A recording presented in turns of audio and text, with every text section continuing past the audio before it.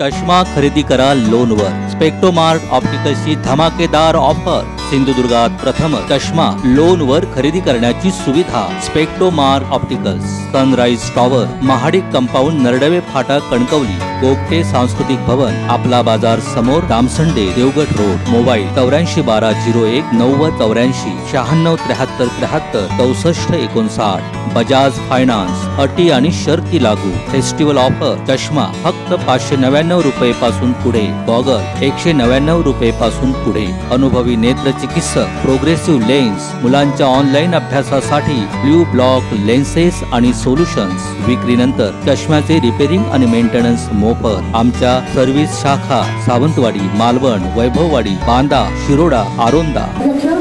ज्येष्ठ लेखक त्यांचे वाद संस्थापक जोवी पवार, तसेच दिल्लीहून आलेले आता बोलून गेलेले उद्घाटक निमिषराजी, त्याचबरोबर स्वागताध्यक्ष ज्यांनी सर्वांना आपल्या कार्याने अतिशय प्रभावित केलेलं आहे आणि त्यांचा प्रभाव पाडण्याचंच काम असे डॉक्टर रवींद्र जाधव, त्यांच्या पत्नी सुरेखाताई, डॉक्टर सुरेखाताई, ज्यांच्या साथीशिवाय हे एवढं मोठा कारभार पुढे गेला नसता. तसेच या प्रबोधिनीचे कार्याध्यक्ष प्राध्यापक आनंद देवडेकर, लेखिका व प्रबोधिनीच्या उपाध्यक्ष प्राध्यापिका अस्मिता कांबळे, प्रबोधिनीचे सचिव साहित्य सुनील हेटकर आणि पत्रकार संदेश पवार, प्रबोधिनीच्या कार्यकारिणीचे सर्व सन्माननीय पदाधिकारी जे बसलेले आहेत त्या सर्वांची मी नावं घेत नाही, वेळ भरपूर झालेला आहे. निमित राय जी ने सांगितलं, उन्होंने कहा कि हम दिल्ली में मिलते थे. हमारी सहेली रजनी तिलक, सुजाता पारमिता, सुजाता की माँ कौशल्य बैसंती जी, शेखर पवार और जोवी पवार जी, हम लोग जाते आते दिल्ली में तो इनसे बहुत मुलाकात होती. बंधू भगिनींनो, वेळ खूप झालेला आहे, पण तरीसुद्धा मला तुम्हाला ऐकावंच लागेल. याची कारणं अशी आहेत की मी या भूमीची सून आहे आणि सून असल्यामुळे माझ्या इकडे सासरला लग्न झालं, आत्मकथन सांगत नाही, पण मी इथे आले. माझ्या घरच्या लोकांनी, आप्पाजी रामचंद्र पवार माझे सासरे मित्र होते, माझ्या सासूबाई यशोदाबाई जाधव, माझे पती हरिश्चंद्र पवार, माझे 5 धीर आणि माझ्या 5 जाऊबाई, तसंच माझी एक नणंद, या सर्वांनी मला मिरवण्यामध्ये अतिशय सन्मानाने वागवलं. मिरवण्यातल्या लोकांनीही मला सन्मानाने वागवलं. आणि माझ्या मुली इथे, मी रत्नागिरीतली, माझे वडील अर्जुनजी पवार हे रत्नागिरीत शिक्षक होते. त्या आता माझा एकूणचा भाऊ उरलेला आहे, जो ऑफिसर होता, रिटायर झाला आहे, शाहू पवार, तो रत्नागिरीत असतो. माझ्या मुली मालविका, डॉक्टर मालविका आणि मालिनी यांनी मला 10 वर्षापूर्वी कॉम्प्युटर साक्षर केलं आणि त्यामुळे मला इतकं सोपं झालं सगळं लिखाण करायला. मी माझं वाचन ताबडतोब त्याच्यावर पाठवलं ऑनलाईन आणि ऑनलाईन त्यांनी टाकून पण केलं. तर अशा पद्धतीने बरंच झालं. मी तुमचा वेळ घेणार नाही. बंधू भगिनींनो, कोरोनाने आपल्याला शिकवलेलं आहे की तुम्ही तुमच्या भुकेवर नियंत्रण करा आणि माणसावर विश्वास ठेवा.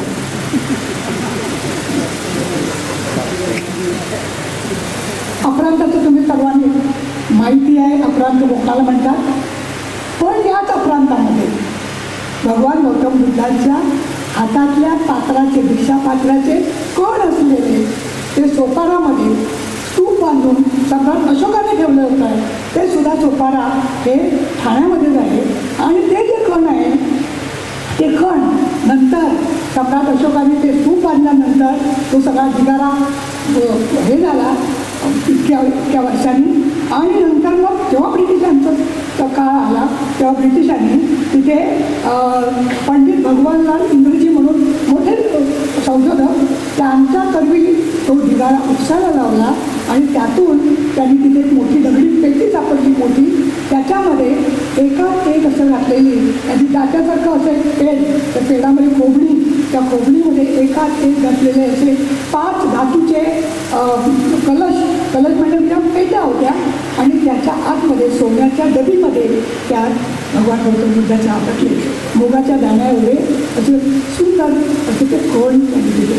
आणि ते आता तुम्हाला आता एशियाटिक सोसायटी जी आहे मुंबईमध्येच ते आहे. मी आणि आता काम आहे. आम्ही दोघींनी, माझ्या एका मैत्रिणी तिथे ती व्यवस्थापक होती, तर तिने ते मला, मी तिला म्हटलं मला ते बघायचं आणि आम्ही दोघींनी तिथे गेलो. आम्ही ते पाहिले आणि आम्हाला खूप चांगलं वाटलं. तर ती भूमी आहे आपली, नाग लोकांची भूमी. आणि बाबासाहेबांनी सगळे नाग लोके वंशीय हे बुद्धच होते आणि त्यामुळे बाबासाहेबांनी जे धर्मांतर केलं ते आपण पुन्हा स्वगुरूने आलो, पुन्हा परत आलो असं आमचे आनंद देवडेकर म्हणतात. ते खरंच आहे, घर वापसी म्हणतात त्याला. आपल्याला 4 जिल्हे माहिती होते, पण आता त्याच्यात पालघर आलेला आहे आणि मुंबईची उपनगरं म्हणून आहे, त्यांचंही घेतलं. असे 7 जिल्हे आपण धरलेले आहेत. याच प्रांतामध्ये बाबासाहेबांनी महाराष्ट्री पहिला क्रांती लढा इथे दिला आणि त्यामुळे आपल्याला फार महत्त्व आहे. तर हे कणकवलीमध्ये तर तुम्ही माहिती आहे की आपल्याला त्याची किती इतिहास आहे. इथेच गोकुळी, त्याच्यामध्ये आप्पासाहेब पटवर्धनांनी महात्मा गांधीजींच्या, आता सांगितलं डॉक्टरांनी, ते गांधीजींच्या प्रेरणेने आणि त्यांच्या चळवळी त्यांनी ज्या आणल्या त्या आपल्याला माहिती आहे. इथे हिंद छात्रालय माणसालाही भांडारकर यांच्या नावाने त्यांचा मुलगा मधुकर भांडारकर त्यांनी सुरू केलं आणि ते मागासवर्गीयांसाठी सुरू केलं आणि कितीतरी मागासवर्गीय मुलं त्या हिंद छात्रालयामुळे इथे कणकवलीमध्ये शिकू शकली आणि त्या तो इथे आहे. या कणकवलीतच आपल्याला कळेल की राजेश्वर नागपै, मधु दडवते, नाग गोरे यांच्या प्रयत्नाने आणि त्याला राजन तेव्हाचे हे होते, डायरेक्टर होते रेल्वेचे, त्यांच्या सगळ्यांच्या प्रयत्नाने रेल्वे आहे. कोकणामध्ये रेल्वे येईल असं कुणाला वाटलं नव्हतं, पण लोक पैर लावायचे, अरे काय सांगता तुम्ही रेल्वे येईल, बघा माणूस काय करून दाखवतो.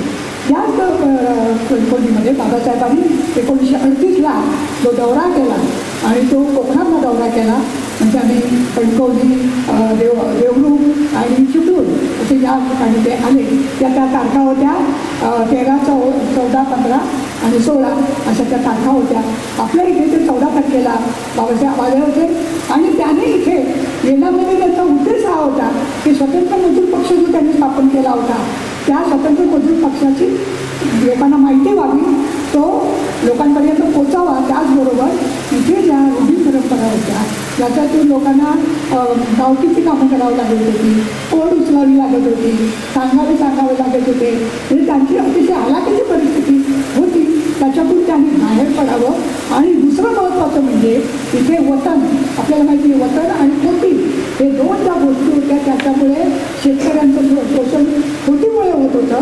कारण पोत काय करायचे, या सगळ्या लोकांच्या डुबाडलेल्या जमिनी, त्यानेच डुबाडलेल्या जमिनी असायच्या, कर्जाने लोक पैसे घ्यायचे, जमिनी काढून ठेवायचे, त्या जमिनीवर त्यांनाच राबवायचे आणि ते त्यांच्याकडून राबवून घ्यायचे आणि सगळं धान्य घ्यायचे आणि त्यांना जरासं द्यायचं. तसंच वतनाचं झालं होतं. वतन म्हणून ब्रिटिशांनी जी 1874ला जो कायदा केला होता त्याच्यामध्ये वतनाची जमीन जरी दिली तरी त्या वतनामध्ये जे उत्पन्न येईल त्यातलं थोडं उत्पन्न गावाला द्यायचं, थोडं ब्रिटिशांना द्यायचं आणि ते मग बाकीचं राहिलं द्यायचं. त्याच्यामध्ये जेव्हा मुलं होत आणि भाग पडत तेव्हा मग ती जमीन काही होती. तेव्हा मला ते सांगत होतो की तुम्ही वतनं सोडा आणि हे पोतीचा व्यवहार याच्यात राहू नका आणि शहरात चला. हे बाबासाहेबांचं तेव्हापासून चांगलं होतं. तर अशा पद्धतीनं आपल्या कोकणामध्ये महालाला फार मान होता. म्हणजे देवस्थीच्या गाभारामध्ये देवळामध्ये मान होता. तेव्हा त्याला बसायला मंदिरामध्ये एक स्वतंत्र स्थान असायचं. त्याचबरोबर होळीच्या वेळेला जेव्हा होळी पेटवायची तेव्हा पहिल्यांदा होळी महाड पेटवत होते किंवा त्याच्या होळीतलं लाकूड घेऊन आपली होळी पेटवत होतं. अशा पद्धतीनं होतं.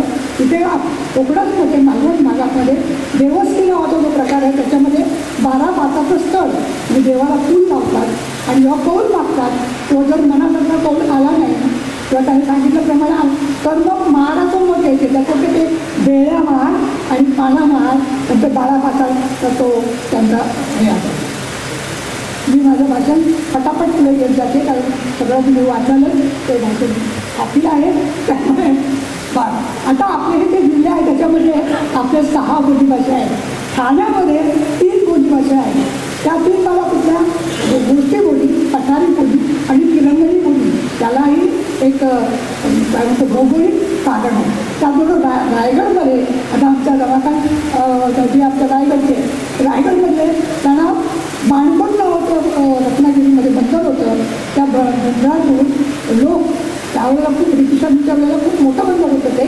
त्यातून लोक मुंबईला जात होते कामं करण्यासाठी आणि कुणबी लोक होते ते घरकामं वगैरे करत. तर त्यांना बाला म्हणत बाळाचं बाळा आणि मग त्याचं बाले झालं आणि मग त्या बाणकोट बांधकातून येतात म्हणून हे बाणकोटी बाले आणि मग ते सगळेच बाणकोटी बाले म्हणजे रायगडचे बाणकोटी बाले आणि रत्नागिरीचे पण नंतर पुढे असं झालं श्रीमंत काळ आला नाटिका वगैरे आल्या आणि आपण बघतो तर त्याच्यामध्ये संगमेश्वरी रत्नागिरी जो भाग आहे ते संगमेश्वरमधले जे ब्राह्मण आहेत ते अनुनासिकात बोलतात खेळणे खेळणे खेळणे असं म्हणजे आमच्या लोक म्हणतात त्याला बहुजनांच्या भाषेमध्ये ठेवला मी केला मी घेतला मी केला मी मग ती भाषा म्हणून त्याला तो वैभव मांडे आणि तो मोरे प्रभाकर तो ती भाषा बोलतात तुम्हाला माहिती आहे म्हणून संगमेश्वर बोलली नाही. मालवण बोलीचा इतिहास आहे बरं का. तुम्ही प्रत्येकाने लक्षात ठेवा मालवणी ही खरी कुडाळी बोली कुडाळ देश होता इथे सावंतवाडीपासून कणकवलीपर्यंत राजापूर हद्दीपर्यंत संपूर्ण भाग हा संस्थान होतं किंवा ते राजाच्या अधिपत्याखाली होतं. कुडाळी भाषा होती राजभाषा होती. पण मालवणमधले रामकृष्ण भांडारकर डॉक्टर रामकृष्ण भांडारकर हे अतिशय विद्वान आणि मोठं स्वस्थ होतं. त्यांनी एका निबंधामध्ये त्यांनी त्या कुडाळी बोलीऐवजी मालवणी बोलून दिला सगळी ते मालवणी बोली. तर त्याला देसाई म्हणून आला देसाई म्हणून त्यांनी विरोध केला की तुम्ही याला मालवणी कसं काय म्हणता ते मालवणात त्यामुळे मालवणीचा त्यांना अभिमान तर नाही पण शेवटी ते भांडारकर जरा वजनदार असल्यामुळे शेवटी मालवणी राहिली आणि ही मालवणी भाषा आपण बोलतो. बरं आता कोकणी माणूस आपला कसा असतो कोकणी माणूस लोक बाहेरून आपण म्हणतो माणसासारखा आतून गोड पण तो पाहुण्याचा त्याच्याकडे आला तर तो काय म्हणतो इलाज पाहुण्यानो बसा बसतलास तर दालकूट असा हातलास तो पान असा जेतलास तो पेज असा आणि जातलास तर सकळ असा तुकडा बसून वाट असा. चला आपण पाहुणा राहतोय का त्याला वाट दाखवल्याबरोबर असं ते. बरं आता आपण आंबेडकरी शब्द वापरतो दलित शब्द वापरत नाही. आंबेडकरी साहित्य आंबेडकरी लेखक आंबेडकरी कार्यकर्ते आंबेडकरी वाचक असं म्हणतो. पूर्वी दलित म्हणत होतो कारण हा दलित शब्द कसा आला बघा. चांडाल पूर्वी चांडाल होता बुद्धाच्या वेळेला स्वपच शूद्र अंत्यज बहिष्कृत हरिजन वंचित शेड्यूल कास्ट दलित आणि मग आपण आज आंबेडकरी बोलतो. बरं बाबासाहेबांनी वर्ल्ड परिषदेमध्ये दलित शब्द वापरला होता दुसरे सप्रेशी अर्थाने आणि त्यामुळे वापरत असत ते आपल्या भाषणामध्ये किंवा लेखामध्ये. पण पुढे 2 मार्च 1958ला मुंबईमध्ये दादरच्या मोरबागमध्ये एक संमेलन घेतलं आणि त्या संमेलन सगळ्या दलितांनी संमेलन घेतलं दलित सगळे होते त्यांनी संमेलन घेतलं. तर BC कांबळे त्याचे अध्यक्ष होते अण्णाभाऊ साठे उद्घाटक होते घनश्याम तळवटकर स्वागताध्यक्ष होते आणि त्यामध्ये त्यांनी ठराव केले होते. त्या ठराव नंबर 5 असा होता की यापुढे आमच्या साहित्याला आम्ही दलित साहित्य म्हणणार आणि दलित साहित्य नाव द्यायचं असं झालं. पण पुढे काही जणांना वाटलं की नोकऱ्या करायला लागले चांगले राहतात आता आम्ही कुठे दलित आम्हाला का दलित म्हणतात त्यांना वाईट वाटायला लागलं दलित नको आम्ही आता दलित नाही म्हणून ते म्हणायला लागले. पण महाराष्ट्राबाहेर आजही दलित आहे.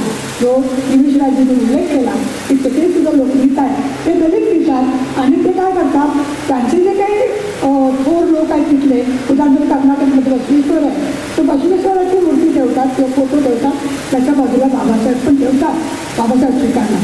त्याचबरोबर राजस्थानमध्ये गुरु नानक बाबासाहेब त्याच्यावर आहे उत्तर प्रदेशात संत रविदास त्याच्यावर बाबासाहेब आहे.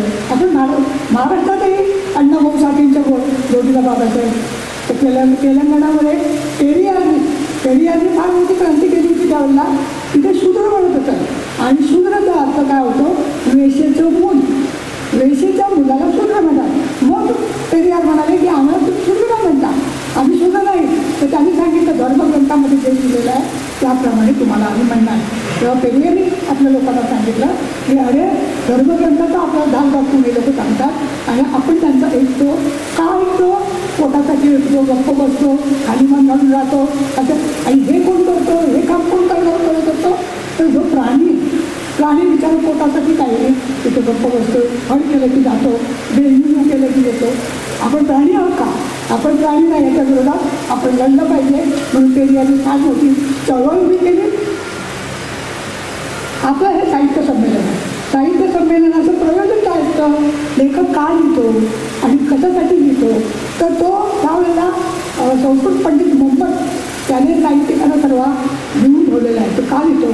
काव्यम यशसे अर्थकृते व्यवहारविदे शिवेत दक्षते कांता संगीत चळवळोपयोगी. म्हणजे काय? तर लेखक यशासाठी लिहितो. पैसा मिळावा, कीर्ती मिळावी, व्यवहार ज्ञान मिळावं, आपल्याला संरक्षण मिळावं. कुणीतरी आता म्हणजे लेखक आहे म्हटलं जातो पुढे. आणि प्रेमळ पत्नीचा संवाद असावा. आपला नवरा लेखक आहे म्हटलं बायकांना चांगलं वाटतं, माझे पती लिहितात बरं का, असंच नाही मग असं त्यामुळे कौतुक वाटतं. तर त्याच्यासाठी लिहितो. पण बाबासाहेबांनी सांगितलं का लिहायचं आहे तुम्ही, कशासाठी लिहायचं आहे तुम्ही? बाबासाहेबांनी लेखकांना संदेश दिलेला आहे. बाबासाहेब म्हणाले मी तुम्हाला काय सांगतो ते तुम्ही ऐका.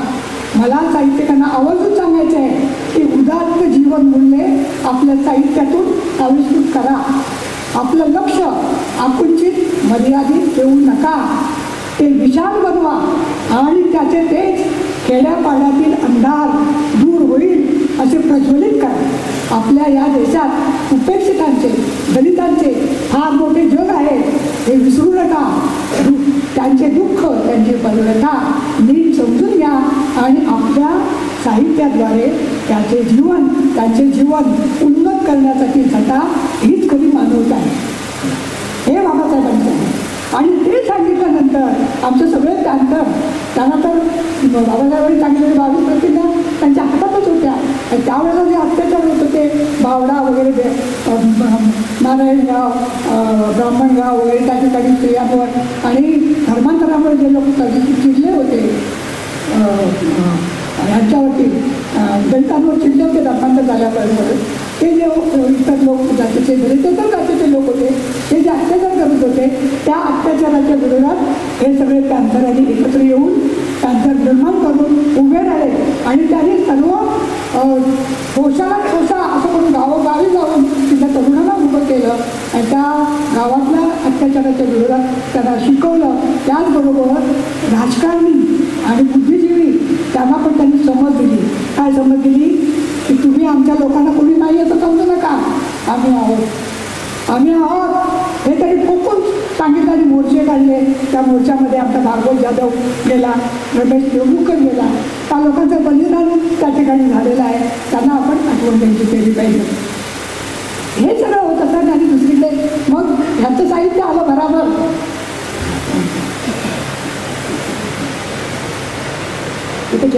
माझी गाडी फास्ट आहे पण तुमच्या पोटात भूक आहे, तुम्ही उठून जायला लागले की मला पुढे बोलतायला. मग तुम्ही ऐका, मी याला सून आहे, मी इथली लेखिका म्हणा किंवा काय म्हणा आणि स्त्री आहे म्हणून तुम्ही का मला खात्री. तर हे जेव्हा लिहायला लागले आणि मग खेड्यापाड्यातले लोक जसं मी मला सांगितलं की आत्मकथनं लोक लिहायला लागले. बराबर आपल्याला किती त्रास झाला, काय विचित्र परिस्थिती होती. या ब्राह्मणवाद्याने काय केलं आणि ब्राह्मणवाद के खिलाफ बोलना ही चाहिए जितना थक जाओ, बोलते थक जाओ, फिर भी बोलना ही चाहिए.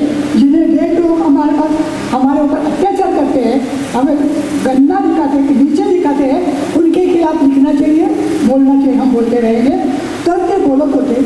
आणि ते साहित्य जेव्हा प्राध्यापक लोक त्या साहित्याची चिडपाड करणारे, समीक्षा करणारे, त्याचं सौंदर्यशास्त्र त्याच्यामध्ये काय शोधणारे, त्यांनी त्याचं हे केलं काय की हे साहित्य आहे हे शिवराळ साहित्य आहे. शिवराळ बोलतं त्याचं आक्रोश आहे, यांचा आक्रोश आहे. रडकं गाणं गातात, रडगाणं गाणारं. आणि हे लोक काय करतात, परिवर्तन म्हणजे प्रचारकी साहित्य आहे, रडगाणं आहे असं करायला लागले. त्यावेळेला मुंबई युनिव्हर्सिटीमध्ये त्यावेळेला फार मोठे परिसंवाद चर्चा व्हायच्या. मी तेव्हा MA करत होते, मी आणि गिरा बनसोडे माझी मैत्री. आणि तेव्हा जवीदादा किंवा नामदेव ढसाळ, अर्जुन टांगळे वगैरे ही मंडळींना बोलायला बोलवत असत. आणि मग हे लोक जे चिरफाड करून त्यांची ते बघण्यासारखी असायची. ते मग ते आपापसात कुसकुस करायचे, पण कोणाची हिंमत व्हायची नाही की तुम्ही सांगता हे चुकीचं आहे म्हणण्याची. कारण काय होतं तर त्यांचं साहित्य जे होतं, त्यांना समीक्षा कोणती होती? सत्यम शिवम सुंदरम, याच्यावर त्यांची समीक्षा होती. सत्य कुठलं तर वेदांमध्ये सांगितलेलं, महाभारतामध्ये सांगितलेलं, रामायणामध्ये सांगितलेलं, पुराण कथांमध्ये सांगितलेलं हे सत्य. शिव काय तर हातामध्ये काहीतरी होतं पवित्र अपवित्र, हे शिव. सुंदर कोणतं तर ती सुंदर मुलगी, गोरी गोरी, गोरा रंग, काळे गोल डोळे, प्रमाणबद्ध शरीर, डोळे शोळे, छत्तीस छाती, कुठनं आणली का छातीच्या, अशा तऱ्हेचे त्याला सौंदर्य म्हणत होते. आमच्या लोकांनी सांगितलं हे सौंदर्य वगैरे काही नाही आहे, हा युटोपी आहे आणि ते कुठेतरी जग आहे, म्हणजे स्वर्गात जग आहे, हो देव वर आहे. आणि देव वर आहे म्हणून तुम्ही बोट दाखवता, पण पृथ्वी गोल आहे ना, मग देव स्वर्ग तिकडे पण आहे, स्वर्ग खाली पण आहे, देव तुमच्याकडे पण आहे, मग तुम्ही वरच का दाखवता देवाला मान्य? आणि वरती कशासाठी? पृथ्वी गोल. हे सगळे संशोधनाचे विषय ते तुम्ही समजून घ्या. तर देव दैव स्वर्ग पाताळ पुनर्जन्म पवित्र अपवित्र या गोष्टी करून यांनी 2 जणांच्या नाड्या आपल्या हातात ठेवल्या आणि त्यांच्या नरडीवर पाय देऊन देवाची भीती दाखवून त्यांना खात्मा केला. यासाठी त्यांनी देव निर्माण केले.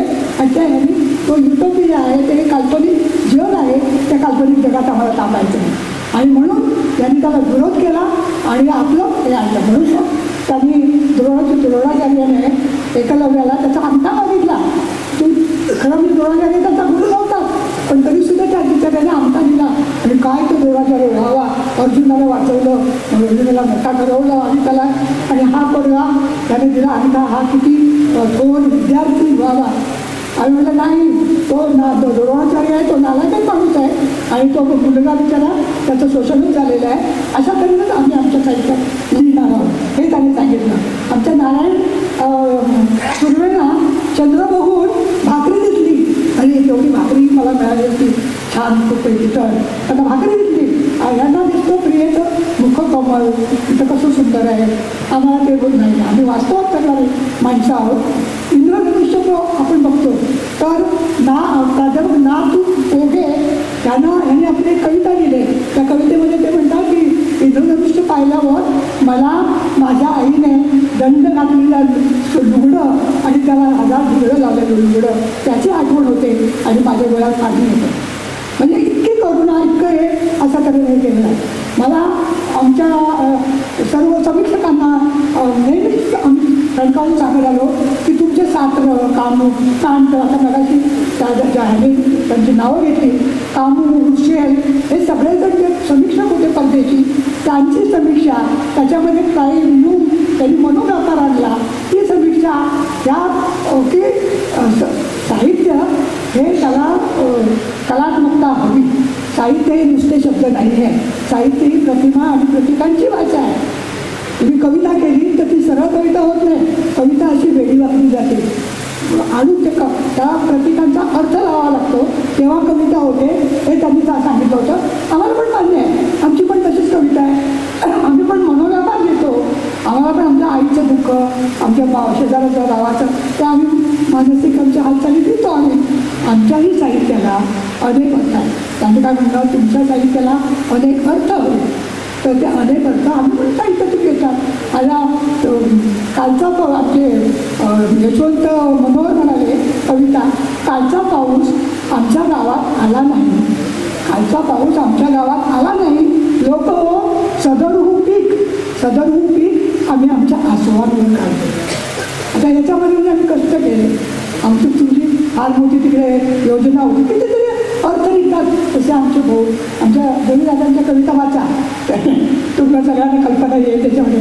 तर आम्हाला ते मान्य आहे. तर आमची फुटपट्टी वेगळी आहे. आमची फुटपट्टी आहे ज्ञानात्मक जाणीव, अनुभव, समता, न्याय, बंधुता ही जी मूल्य घेऊन जो लिहितो, हे मूल्य त्याच्यात असेल त्या फुटपट्टीने आढळतात. ही आमची आंबेडकरी समीक्षा.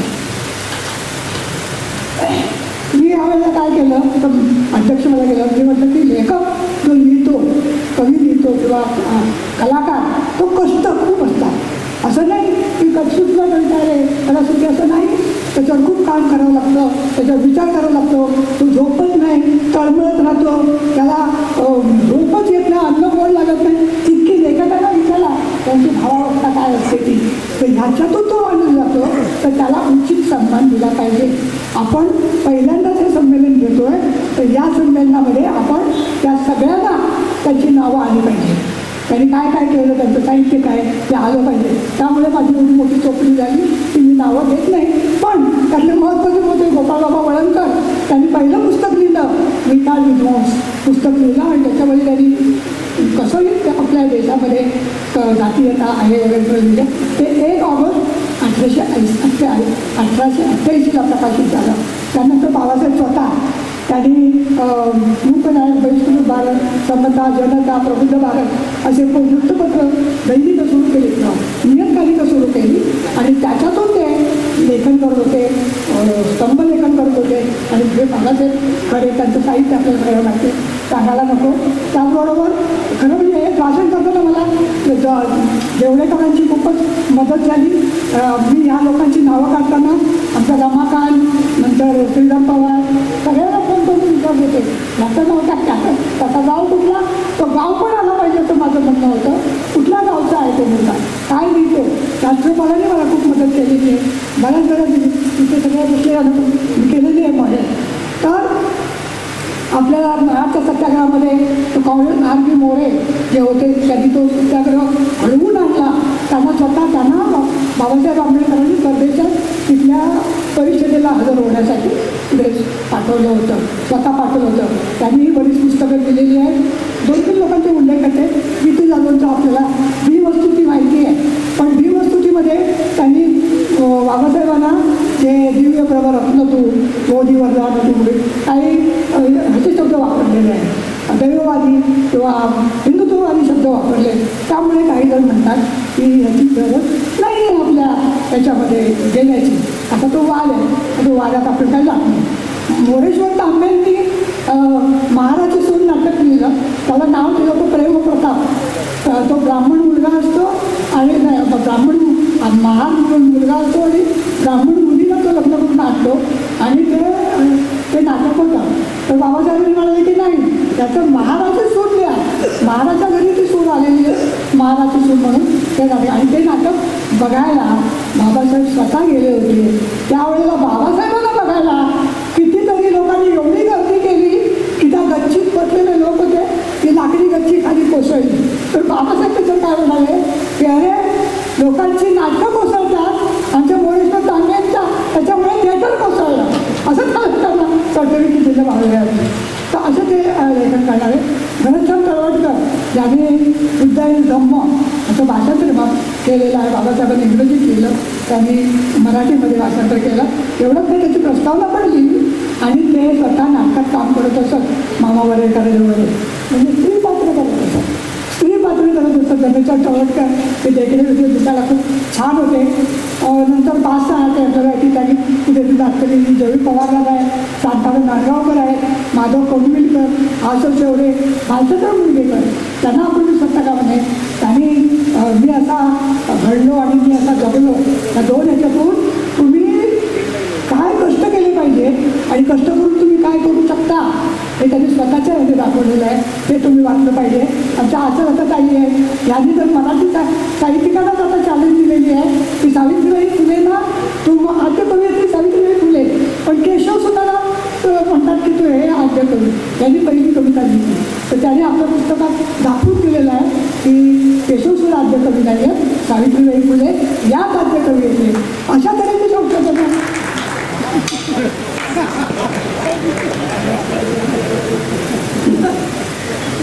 नंतर आपले मटकेबुवा बाबासाहेबांचे हे होते, बॉडीगार्ड होते. त्यांचं नायगावच्या इथे त्यांचा आखाडा होता. त्या आखाड्यातून ते बाबासाहेबांना नेहमी PMCमध्ये नोकरीला होते. तरी पण जेव्हा जेव्हा रजा लागायची तर बाबासाहेब जायला लागायचं तेव्हा ते जात होते. त्यांनी मल्ल घडवली होती. त्या मल्लांची नावं आपल्याला माहीत नाही, पण आपल्याला ती करून घ्यायला पाहिजे. मल्लगिरी सुद्धा कला आहे, आता मल्लमुलींनी दाखवून दिलेलं आहे. विनोद विनोद कांबळे हा माझी मावस बहीण त्याची काकी असं आमचं नातं. पण तो कधी आमच्याकडे आला नाही वगैरे. पण तो त्याने 202 काढणारा सचिन तेंडुलकरच्या बरोबरीचा दुसरा एकलव्यच होता. तो त्याचा खऱ्या अर्थाने एकलव्यच लोकांनी हे केलेला आहे. गोविंद मशिलकर यांचं नाव सतत आपल्या तोंडावर असतं. बंधू भगिनींनो, आपल्या संशोधनाची गरज आहे. आपण जेवलं, खाल्लं, झोपलं, टी व्ही बघितला, सिरियल आल्या गेल्या नाही. तुमची झोप उडाली पाहिजे, सर्वांची झोप उडाली पाहिजे. जो बाबासाहेबांचं नाव घेतो त्या सगळ्याची झोप उडाली पाहिजे. असं तुम्ही नाव घेणं बंद करा, हे मला सगळ्यांना आव्हान आहे. बाबासाहेबांनी पंढरपूरचा विठोबा हा हे आहे, ती बुद्धमूर्ती आहे हे सिद्ध करून सांगितलं होतं. अनेक दिले. तुम्ही संतांचं साहित्य वाचा.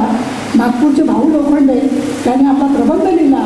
त्या प्रबंधामध्ये सगळ्या साहित्यकांच्या, सगळ्या अभंगामध्ये सगळ्या संतांच्या बुद्धाचं नाव आहे. बुद्धाचंही सतत येतं आणि बुद्धाचे सगळे संदेश येतात.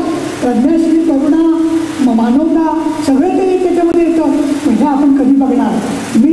आमचं मी रत्नागिरीची आहे आणि मी कोकणातली आता वृद्ध बायका आहे त्यांच्याकडून गाणी घेऊन, जुनी गाणी घेऊन आपण काहीतरी लिहूया अशी मला प्रेरणा का झाली. माझ्या आईला एक गाणं यायचं. ती कुठलं गाणं माहिती? बुद्धा रे बुद्धा तू अजामुळ बुद्धा, बुद्धा रे बुद्धा तू अजामुळ बुद्धा, मोरशा दिवट्या धरा हो, मोरशा दिवट्या धरा हो, बुद्धाला आरती करा हो, दिवट्या धरुनी घोड्याच्या पागाया सोडा हो, पागाया सोडून बुद्धाला बसाया बसकार झाला हो.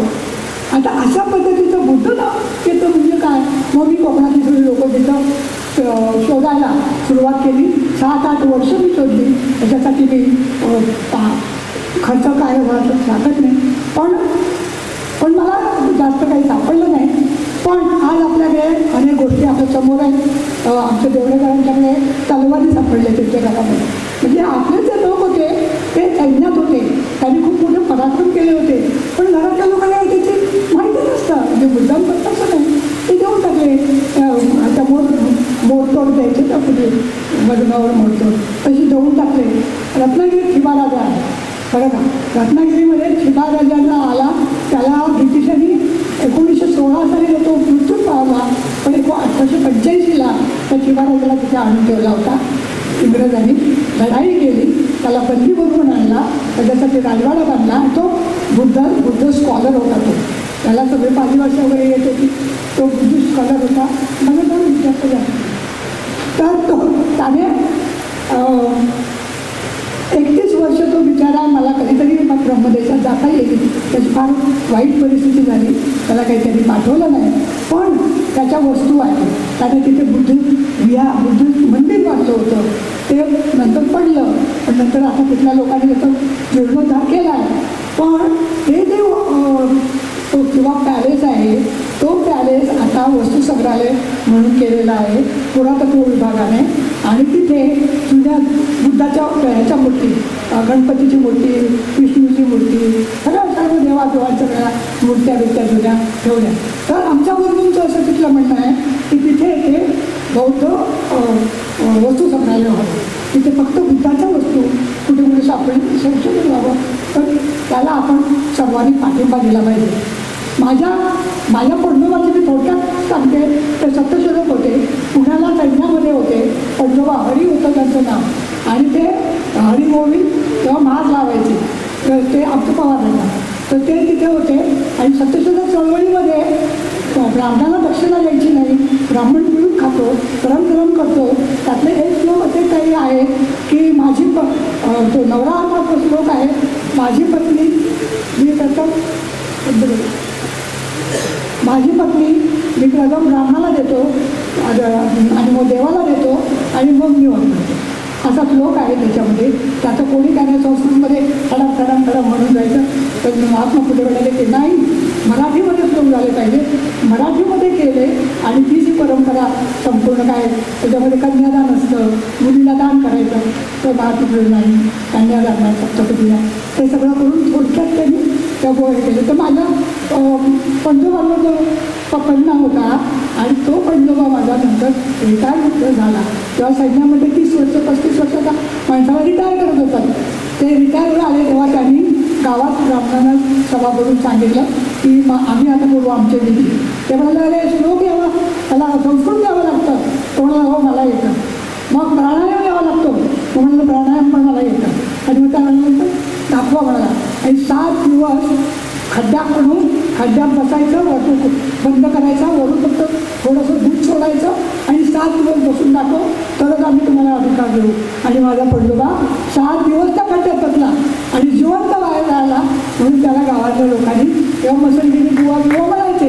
त्याला मसणगिरी बुवा ही पदवी दिली. आणि त्याने तेवढंच नाही तर त्याच्यावर महात्मा फुलेचे संस्कार कसे होते. त्याने आपल्या बहिणीला लिहायला वाचायला शिकवलं आणि ती पण पंचांग बघायची, ती पण लग्न लावायची, ती पण पूजा करायची. तिचं नाव होतं पती. आता आम्ही आणि माझी बाची अरुणा जग्यासी आणि मी आम्ही दोघीजणी गेल्याच महिन्यात ते पहिली होती ती संपूर्ण समाधी तिथं जीर्णोद्धार करून आलो. आणि तेव्हा सगळ्या लोकांना पुण्यावरून वगैरे लोक आले बघायला. कारण एवढा मोठा पराक्रम केला. म्हणजे आपण केल्याशिवाय आपण शोधल्याशिवाय काही होणार नाही. आपण शोधणार. त्याच्यापुढे मला स्त्रियांबद्दल बोलायचं आहे की आपलं फेरीला आपण विसरता कामा नये. फेरीने आमच्या काही आता फेरीवर फार मोठं संशोधन करणार आहे. त्यामध्ये सोमा नावाच्या फेरीला आपण लक्षात ठेवा. सोमा बुद्धाचं प्रवचन एकाला घाईघाईने चाललेली असते तर तिच्या मार्गात आडवा येतो आणि तुला विचारतो गं तू कुठे चालली. तर म्हणते मी ज्ञान घ्यायला जाते. तेवढं तुम्हाला स्त्रियांना चिमटी एवढी तुमची अक्कल आहे, तू काय ज्ञान घेणार. चिमटी एवढी अक्कल म्हणजे काय तर भात शिजलाय की नाही हे तुम्हाला शीत चिमटून बघितल्याशिवाय कळत नाही. म्हणजे तुमची अक्कल चिमटी होती असं त्याने तो हे काढला. तर ती म्हणते अरे तू काय मला सांगतोस महाराज, आम्ही स्त्रियांनी जर मनाचा निर्धार केला आणि आम्ही असे ठाण घेतली मांडून ठरवलं की आम्ही पुढे जाणार ज्ञान घेणार तर तुम्हाला पुरुषालाही हे ज्ञान प्राप्त होणार नाही. असं ज्ञान आम्ही स्त्रिया घेऊन टाकू असं करायचं सांगितलं. तुम्ही स्त्रियांनी टाळा तरी वाजवा. ते गाई काय म्हणून ते टाळा तरी वाजवा. तुमच्या कुठला भूक आहे मला कळते पण महत्त्वाची वचनं लक्षात ठेवा. त्यांचं पुस्तक आल्यावर ते पुस्तक आपणच पुस्तकं हे करायचं आहे, चर्चा ठेवायचं आहे. तर स्त्रियांना नेहमीच आमचे बंधू निमिषरायजी त्यांनी जो उल्लेख केला आमच्या पुस्तकाच्या काही स्त्रिया घेतल्या आणि काही स्त्रिया त्यांनी आपण शोधून काढल्या. आणि त्या स्त्रियांमध्ये किती अत्याचार म्हणजे आपल्याकडे सती जायचं, विधवा जाय करायचं, बालविवाह ते होतं. पण कर्नाटकामध्ये नांगेली नावाची स्त्री होती केरळमध्ये. तिथे काय पद्धत होती स्त्रियांनी वर काही घालायचं नाही. आपली स्तन उघडे ठेवायचे आणि चालायचं. आणि एका ठिकाणी अशी पद्धत होती त्रावणकोरला की टॅक्स द्यायचा. स्तनावर टॅक्स, बाईने स्तनावर टॅक्स दिला पाहिजे. आता हा काय प्रकार होता तुम्ही निमिषरांची जरा नंतर मुलाखत घ्या त्याच्यावरती. तर तिथे नांगेली नावाची बाई होती. ती म्हणाली ते टॅक्स द्यायला लोक आले तिच्याकडे. ती म्हणाली मी हे देणार नाही तुला द्यावं लागेल. तिच्यावर जेव्हा ते हे करायला लागले तेव्हा तिने धारदार शस्त्राने आपले दोन्ही स्तनांवर मारलं आणि घ्यावं त्याच्यात तिचा रक्तपात झाला. ती मेली पण ती ठिणगी पाडून गेली. तिने ठिणगी पाडली, विचार करायला लावला लोकांना. आणि त्यावेळेस त्रावणकोरचा राजा त्याने 2 वर्षांनी त्याने कळलं. त्याने ही पद्धत बंद केली. म्हणजे बंद करायला त्या बाईने कळलं की नांगेली आपण लक्षात ठेवली पाहिजे. आमच्या कितीतरी कोकणातल्या पण लढाऊ स्त्री आहेत. सखूबाई मोहिते आमच्या दादांना माहिती आहे, फार मोठी लढाऊबाई. आमच्या एका बाईने पहिली काय ती देवकाबाई काकांकर आता ज्या मुलींच्या शाळा आहेत ना BMCची शाळा, मुलींची शाळा, त्या बाईने स्वतः ती एक वर्ग घेत असे मुलींचे जपून. ते बघून मुंबईमध्ये BMCची शाळा सुरू झाली मुलींसाठी. हे किती जणांना माहिती आहे आम्ही शोधून काढलं. तर अशा तऱ्हेचा प्रभाव आहे. स्त्रियांनी काही केलं नाही असं समजू नका. स्त्रियांनी मंगळसूत्र घालणं, हे कुंकू लावा आणि ह्या सगळ्या पांढऱ्या घालणं, नावं बदलणं. साजरी गेली की नाव बदलायचं. बाई बिचारी 2 नावं 2 गावं. बाईला विचारलं बाई तुझं नाव काय? अरे कुठलं नाव? मायाचं नाव का सासरचं?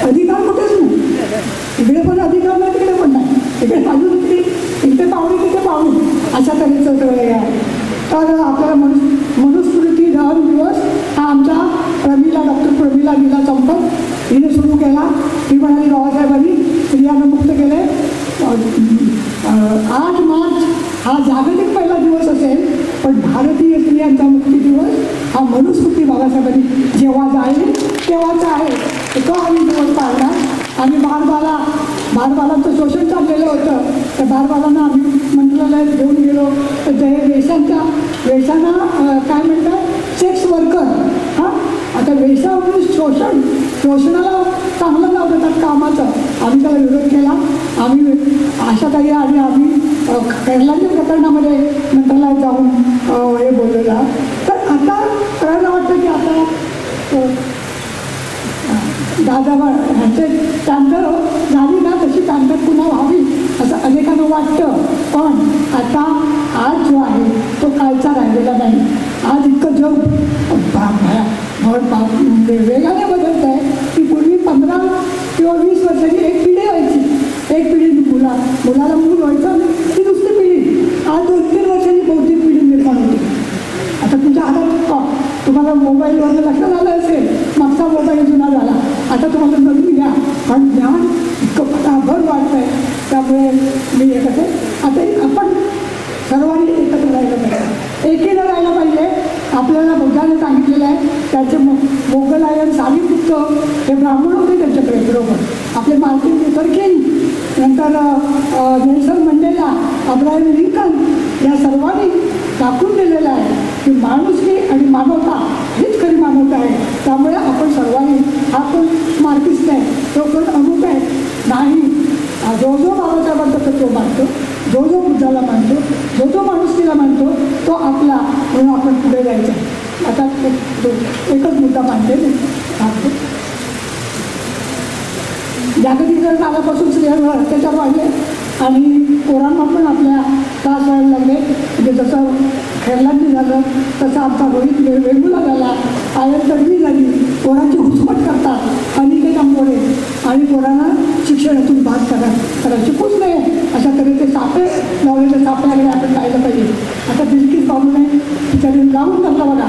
बिलकिस बाबूच्या नावाने सगळ्यांनी जिंदाबादच केलं पाहिजे, कारण तिने लावून धरला तो मुद्दा. आणि आता तरी ते जे त्या लोकांना हात मारलं होतं, तिच्यासमोर तिच्या 3-4 वर्षाच्या मुलीला आपटून ठार मारलं आणि 5 महिन्याची बरोबर बाई तिच्यावर रेप केली सर्वांनी. तर तिने ती केस जिंकली, त्यांनी सरेंडर केलं. तो एक चांगला गोष्ट झालेली आहे. आता आपण असं म्हणूया नको, मी बुद्धाचं एकच वचन सांगते की मला हे काय शिकवतात, मला सगळं बघा, मी एवढी पुस्तकं दिली, मी एवढा आहे, माझं हे ज्ञान आहे, ते ज्ञान आहे, असं म्हणत राहू नका. किंवा माझा बुद्ध धम्म आहे, तुला काय येतं नाही. बुद्धाने सांगितलेलं आहे की हे बघा, त्यांनी एक उदाहरण दिलं की आपण नदीतून पार होण्यासाठी तलावात बसतो आणि तलावा इथून पलीकडे नेतो आणि पलीकडे नेल्यावर सोडून देतो तिथे की तो तलावा घेऊन डोक्यावर घेऊन आता मी तलावातील आलो बघा म्हणून फिरवतो नाही नेणार. तसं तुमच्याजवळ जे आहे ते तुम्ही करता, ते योग्य करता, तिथे सोडा, पुढे चला असं सांगितलेलं आहे. आज जगभर हिंसा पुसरते, राजरत्न सूरजले परदेशात तिथे सुद्धा नो आणि चातुर्वर्ण तिकडे पण पोचलेलं आहे. तिकडे पण जाती आता पोचलेली आहे. तिकडे पण आमच्या सगळे जे PhD मुलं गेलेली असतात ती सगळी सांगतात की इथे काय काय चाललेलं आहे. पुन्हा हे ग्रीन गॅलरीमध्ये गेले होते ना, तिकडे ब्राह्मण लोक केव्हापासून गेले, ज्यांनी समुद्र ओलांडायचा नाही अशी अट घातली होती, लोकांना ओलांडू देत नव्हते, बहिष्कार घालत होते, तेच तिकडे गेले आणि ग्रीन कार्ड घेऊन तिकडे राहिले आणि आता तिथून जातीयता करतात. तर आपण त्यासाठी आपण पण सज्ज राहिलं पाहिजे, पोशाख शोधायला पाहिजे. जसं मी म्हटलं की कोरोनाने आपल्याला अनेक गोष्टी शिकवल्या, तसं त्याने खूप गोष्टी शिकवल्या. त्याने आपल्याला औषधं कुणी दिली, माणसाने दिली. डॉक्टर कोण, माणूसच. दवाखाना कोणाचा, माणसाचा. तो माणसाने केलं आणि आज राम मंदिर तिथे रामामध्ये प्रतिष्ठा करणारा कोण, माणूसच. तो माणूस आणि देवामध्ये प्रतिष्ठा करतो, मग मोठा कोण आहे, त्या घटाबाबने स्वतःला मोठं करत होतं. हां, म्हणून मंत्र घाला, मंत्र पण हेच लागणार, हे प्राण प्रतिष्ठा हेच करणार. पूर्वी माणूस जेव्हा गुहेत राहत होता तेव्हा कुठले होते धर्म, कुठल्या होत्या जाती, ह्याने स्वतःच्या फायद्यासाठी केलं, हे ओळखायला पाहिजे. आणि म्हणून आपण माणूसच राहिलं पाहिजे. माणसाची एक कविता आमच्या जसा हे आमचे मोठे वाघ त्यांनी म्हटलेलं आहे की आभाळाला आजोबा, नामदेव जसं म्हणतात, एक त्यांचं कडवं सांगते, आभाळाला आजोबा आणि जमिनीला आजी मानून त्यांच्या कुशीत गुणागोविंदाने राहावे, चंद्र सूर्य पिके पडतील असे सचेत कार्य करावे, एक तीळ सर्वांनी करंडून खावा, माणसावर सुक्त रचावे, माणसाचेच गाणे गावे माणसाने. जय भीम. ताज्या अपडेट्स आणि ताज्या बातम्यांसाठी आजच सबस्क्राईब करा आपला Sindhudurg digital news channel. Like करा, शेअर करा, कमेंट करा आणि महत्त्वाचं म्हणजे बेल आयकॉनला क्लिक करायला विसरू नका.